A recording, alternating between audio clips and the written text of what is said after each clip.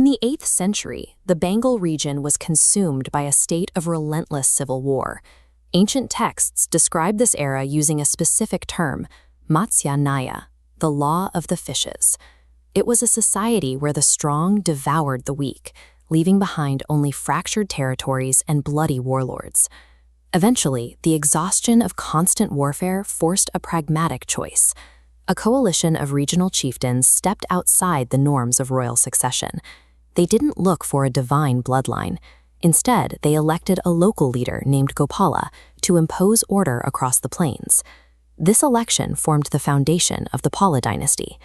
This was a negotiated transfer of power, a pragmatic attempt to secure the region after decades of anarchy. Under Gopala's successors, Dharmapala and Devapala, the newly stabilized state rapidly became a military heavyweight.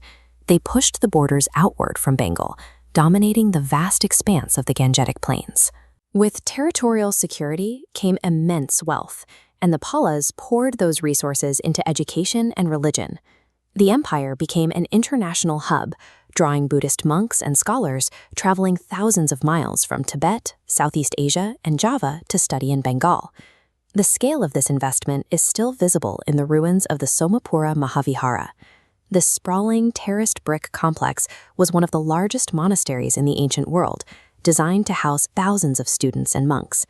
The artisans of the Pala era reached new heights of technical skill. Sculptures like this seated Buddha, carved in black stone, show a precise, intricate style that would soon influence religious art across all of Southeast Asia. In less than a century, the Pala emperors took a lawless, violent territory and engineered it into the intellectual jewel of the Buddhist world. But by the 11th century, the momentum of the Golden Age had stalled. Under the rule of Emperor Mahipala II, the state became defined by heavy taxation and internal political paranoia.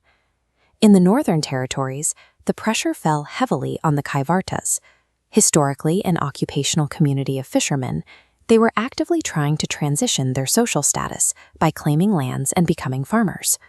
When the Pala administration threatened their livelihoods and confiscated properties, the Kaivartas armed themselves with farming tools and spears. Led by a local chieftain named Divya, this localized protest quickly escalated into an organized, bloody rebellion against the crown. The rebels managed to defeat the imperial forces, killing Mahipala II. In doing so, they severed the region of Varendra, the ancestral homeland of the Pala dynasty, from imperial control.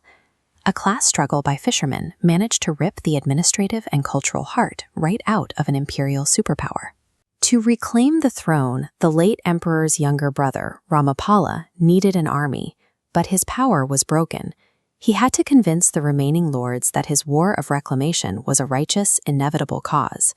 For this, he turned to his court poet, Sandhyakaranandin, who authored the text preserved on these palm leaf folios, the Ramacharitam. The text relies on an incredibly complex linguistic structure. Depending on how the Sanskrit words are parsed, every single verse tells two different stories at the exact same time. One reading tells the ancient mythological epic of the god Rama. The other tells the contemporary historical account of Emperor Ramapala. The poet meticulously aligned the two narratives. In this version, the kidnapped wife Sita represents the stolen homeland of Varendra, and the demon king Ravana represents the rebel leader holding the territory hostage. The Pala court took a deeply revered religious epic and engineered it into high-stakes political propaganda, framing a brutal civil war as a divine rescue mission. The poetry provided the justification, but Ramapala still needed troops. To build his forces, he handed out vast tracts of land and immense wealth to regional lords, the samantas, buying their military loyalty. Supported by this mercenary coalition of cavalry, elephants, and flotillas of boats, Ramapala launched a massive offensive. His forces crushed the Kaivarta army, executing their new leader, Bhima, and breaking the rebellion entirely. To solidify his victory, Ramapala established a grand new capital city called Ramavati. On the surface, the Pala dynasty had returned to its former glory. However, the structural integrity of the state was gone. To win back the heartland, Ramapala had emptied his treasury and permanently transferred his authority to the regional lords who had fought for him. When Ramapala died, the true cost of his victory became obvious. The samantas now held the wealth, the land, and the military force, leaving the succeeding Pala emperors with no real leverage. Sensing this vacuum of central authority, a neighboring political faction known as the Sena Dynasty, led by the ambitious Vijayasena, made its move.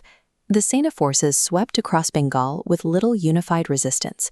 They systematically drove out the last Pala king, Mahipala, effectively dissolving a political institution that had governed for 400 years. The very concessions Ramapala made to save his empire in its darkest hour directly empowered the factions that ultimately destroyed it. The Pala Empire's impact outlived its political collapse. Their patronage facilitated the spread of Mahayana Buddhism into Tibet and Java, while their court poets helped shape the early development of the Bengali language. We can still see the physical remnants of their golden age in the monumental brick architecture scattered across eastern India and Bangladesh today. The Pala state originated in the chaos of warlords and ended in political fracture, but they proved that cultural identity, education, and art often outlive the kings who fund them. Thanks for watching. If you want to explore more hidden chapters of global history, make sure to like, share, and subscribe. See you in the next video.